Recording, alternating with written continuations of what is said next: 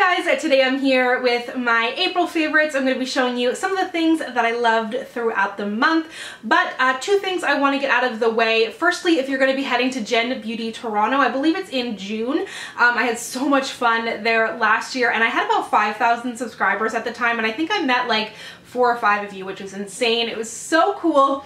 So definitely let me know if you're going to be heading there because I would love to meet you. I also have a coupon code. It's not affiliate or anything, just a code that Ipsy gave me for my subscribers for 40% off your ticket, which is a help if you're going to be like paying for any flights or hotels. It's always nice to save. In addition to that, I had an idea about a month or two ago. I was thinking about ways that I could get you guys involved more because I love chatting, be it on Snapchat, Instagram, Twitter, Facebook. If you message me, I will respond. I love having chats with you guys. If you're just sending me pictures of makeup or have a question, anything like that. But I wanted to get you involved even more. And I was thinking about a subscribers do my makeup type thing and how exactly I would go about that. And I saw recently that Jamie Page did it, which is super cool. She's a Canadian beauty YouTuber as well. So let me know how you would like to see that video. If I would poll you guys on Twitter, if I would do like hop on Periscope and you would do it and I would film it and then upload it. I could do it live on YouTube. Let me know how you would like to interact and how you would like that video to go, because I think it is just so much fun, and any time that I get to have that back and forth with you is so special. So let's go ahead and get started. I loved a lot of things throughout the month of April. I tried to narrow it down so we would be here all day, but the first is the Anastasia single highlight in the shade So Hollywood. I feel like the glow kits get so much talk and they're amazing, but the single highlights are fabulous too. And if you're not a glow kit type, if you just want one highlight, something easier to travel with, these are beautiful. There's no glitter in here. It's just really, really nice glow. It's what I'm wearing today, and it's got a more dense formula. It's not as powdery. Not that the glow kits are powdered, but they definitely have more kick up. This is not the case, and I think that this is just so nice. I purchased mine on the Anastasia website. It does ship to Canada. Shipping is quite expensive, so you may want to find a friend and team up on your shipping expenses. But guys, if I'm being totally honest here, it's about to be that time of the month, and I'm a real cranky pants right now, and I just don't have it in me to film my cute inserts with Rue in the background, so forgive me, bear with me. We're gonna be doing some old school swatches today, okay? I will do better next time. But as you can see here, it is just so glowy, so beautiful. I've got it on my cheeks here, and I don't know, I highly recommend it, and I don't think that they get enough talk. I mentioned in my Sephora VIB haul video that I've been loving a really glowy look, and something that I've been using to achieve that is this spray from Tarte. It is the Ready Set Radiant Skin Mist, and this is really, really nice. It's got a beautiful kind of a fresh cucumber scent. It also has apple in there, I believe, too, so it's kind of sweet because I don't love cucumber scented things. It has a really nice mist on there. It's not really a setting spray. It's not really going to help with the wear time of your makeup, but I've been using this, for example, I used it today after work to refresh my makeup before I started filming. I'll use it before my makeup to help things glide on my skin, or I will use it as more of a finisher spray over a setting spray. I think that this is really nice. I don't own much like it. As I mentioned, I'm only just starting to dabble in the glowy skin world, but this is really nice. There is no shimmer in here either, and it just feels so nice and refreshing on your skin. You could totally use it kind of like the Mario Badescu spray as well, where you just use it on like a no makeup day, and it just feels really good on the skin. On my face today, I am wearing the MAC Next to Nothing Facecolor. This is the latest foundation to their line. It has 1.2 fluid ounces in here, so just above average. And this is meant to be a more sheer coverage foundation, something that feels very light on the skin. They released a powder as well, and I really like this line. I will link to my review down below, but it definitely had more coverage than I thought. I think it has a little more coverage than the MAC Face and Body, along with the Makeup Forever Water Blend. I had some questions about the comparison there. I think that this is definitely more buildable. There's only 8 shades in the range, but they do go pretty wide. I know that the darkest shade, like the shade that I'm wearing, is dark, but it's not the darkest shade. I had people comment on my video saying they were like an NW55 and the darkest shade worked for them. So it seems like it's something like their Face and Body, where they don't have as many shades, but the shades are meant to match more people, if that makes sense. But it lasted really nicely on my skin, which I was not expecting it to, because something that talks about being luminous and sheer and glowy. Just sounds like a nightmare for my oily skin. But I wore this to work today. I did not touch up. I used a mattifying primer. I didn't touch up at all throughout the day, but I did only just touch up because I'm going to be filming. But if I was to go about my like regular life where I'm not going to be making a video, I don't feel like I would have needed to touch up. So I think it's really nice. If you're curious about it, go get a sample, and that way you can figure out if it's going to work for you. Another complexion product that I've been loving is the Tarte Shape Tape, and I don't even know if I need to mention this. I feel like this is a given. Like if you're watching a YouTube video, 9 times out of 10 someone's going to be recommending, loving, or raving about the Tarte Shape Tape, but my god, it is totally worth it. I purchased the Kat Von D locket, the one that was in the tube, about 2 years ago, and I was so disappointed in that. I thought that that was going to be what this is. This is so pigmented, gives so much coverage, but you can kind of control it. Like you can put 1 or 2 dots, and I'll do that when I have a really light face of makeup. You can put 3 or 4 dots when you want to get something even more full coverage. I do not think you need to like swipe it on in the huge triangle. I think it'll get too cakey. It does dry down to a powder finish, of course, whatever floats your boat, but I want to use it sparingly because it is so amazing. I have been reaching for it for high coverage, for low coverage, just all the time. I think that it is so good. They've expanded the shade range as well, which I really appreciate, and I just think it is so worth all the hype.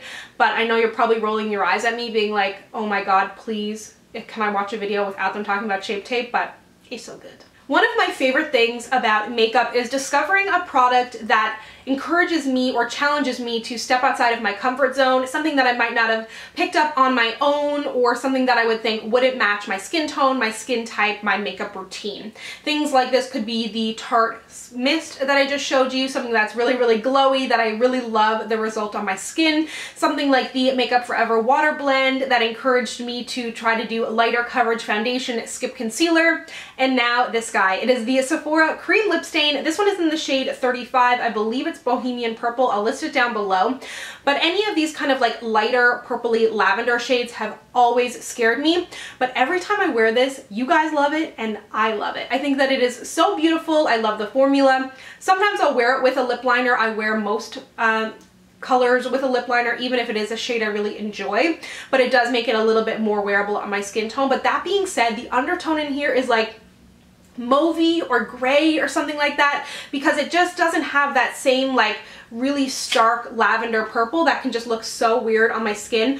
I was wearing this in a recent video. I've worn it in like 2 or 3 videos now, and I really love it. I think that it's a great shade if you've been wanting to play with purples, with lavenders, but you've always felt like if you have a warmer skin tone like me, that they can look a little bit stark. And you know, Nicki Minaj can pull off that kind of shade, but like I'm not Nicki. So this has been really wearable for me, and just something that has totally surprised and delighted me. A lip liner that I have been loving is from Bite Beauty. I think that their lip pencils are amazing, and I really enjoy finding lip pencils that I feel like I can wear with just about anything, be it a lipstick that's too light, something that I want to add dimension to, just something that's like slightly deeper than my lip color and maybe a little bit cooler, because it will really help to outline my lips and add a little bit of definition. So shade 16 from them has been amazing for that, but I do really like all of the pencils I've tried from them. It's just kind of got this rosy brown shade that is so wearable.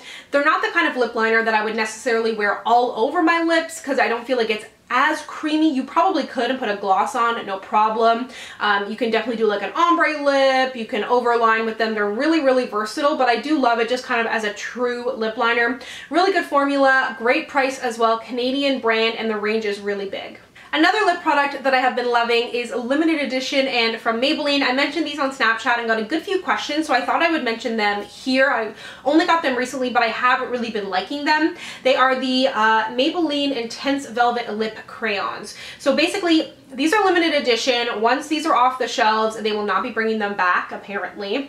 I saw these at Shoppers Drug Mart recently, and they had a really good selection, but these are really nice. I really love these. Maybelline, I think, makes some of the best lip products at the drugstore, and these are gorgeous. I'm wearing 2 shades today. The shade Berry Much on kind of the outer portion of my lips, and then Fuchsia Desire on the inside. These are really creamy, a nice fruity scent. I think that they are a nice matte formula, but they aren't too drying, and they do have a nice selection of shades. I've got 6 of the shades here, but I do really think that these are good. I hate that they are limited edition. I hate how many limited edition things are coming out lately.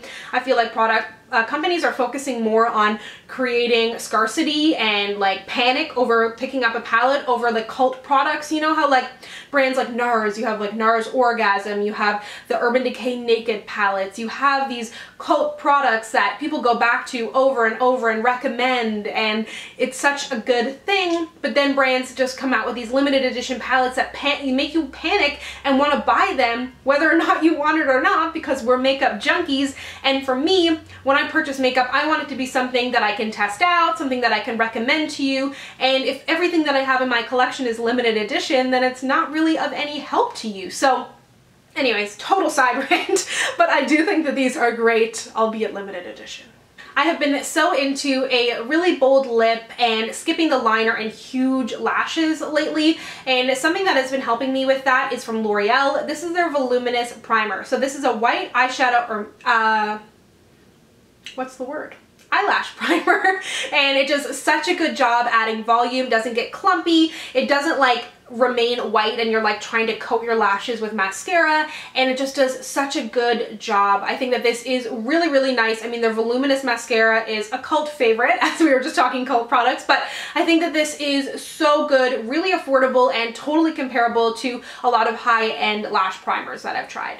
If you are wondering what is on my nails, it is a nail polish from Essence, and I love these. I don't know if I've ever really mentioned how much I like these on my channel, and they are the Essence Gel Nail Polishes. I think that these are so good. The shade range is gigantic. The shade that I'm wearing today is in the shade... I'm so unprepared. Dream On. It's just a beautiful kind of cream color. I think that it could look so good on so many skin tones. And then another favorite of mine, I'm so into these kind of pinks. This one is in the shade Be Awesome Tonight, and it's just a really, really nice. They've got such a creamy formula. The brush is really nice, incredibly affordable, and the line is just so good. Then I want to mention a hair care product. I mentioned this in my curly hair routine, and it is the Gliss Hair Repair Ultimate Repair Express Repair. Basically, it is a spray leave-in conditioner in my routine, and how I was using it then was as a leave-in conditioner while my hair was still wet. Now I've been using it as kind of like a second day, third day hair thing. So for example, my hair was looking a mess this morning, a lot of flyaways, and I didn't want to wash it. What's new? So I just sprayed this in my hair, kind of calmed things down, added a little bit of moisture, but it is really, really light. So I use a lot of product in my hair and I don't want to get buildup. So this has been really, really nice. Leaves my hair feeling soft. It doesn't leave it feeling weighed down. It's got a really nice light spray on it. So you can totally use it like a leave-in conditioner when you get out of the shower, but I also love it as just like a light spray, whether I'm wearing my hair down in curly second day curls, or for me, like this is third day hair, I've got it pulled into this side bun. And it just is a nice versatile light spray. Lastly, I want to mention my YouTuber of the month, and she is somebody that I think is fabulous, and I was totally reminded to feature her in this series because I had somebody comment on a video earlier this month, I think saying that I spoke like her, or they reminded me, I reminded them of her, something like that, and I was like, oh my god, thank you, she is fabulous. Her name is Bailey B, and I was actually introduced to her by Emily Noel, who is my YouTube god, and she recommended her, and I think that her channel is so good. Straight to the point, amazing reviews, consistent uploads, and she is just so fabulous. Very personable, but not like in your face or anything like that. Like, she just speaks and you just want to listen, and she is just like does her research. She does a great job with her videos, and I think that she is fabulous. So be sure to go check her out and send her a little bit of love, and I will of course link to her down below. Thank you so much for watching. If you'd like to connect with me, you can find me on Instagram, Twitter, and Snapchat at SamanthaJaneYT, and I'll see you guys next time. Bye!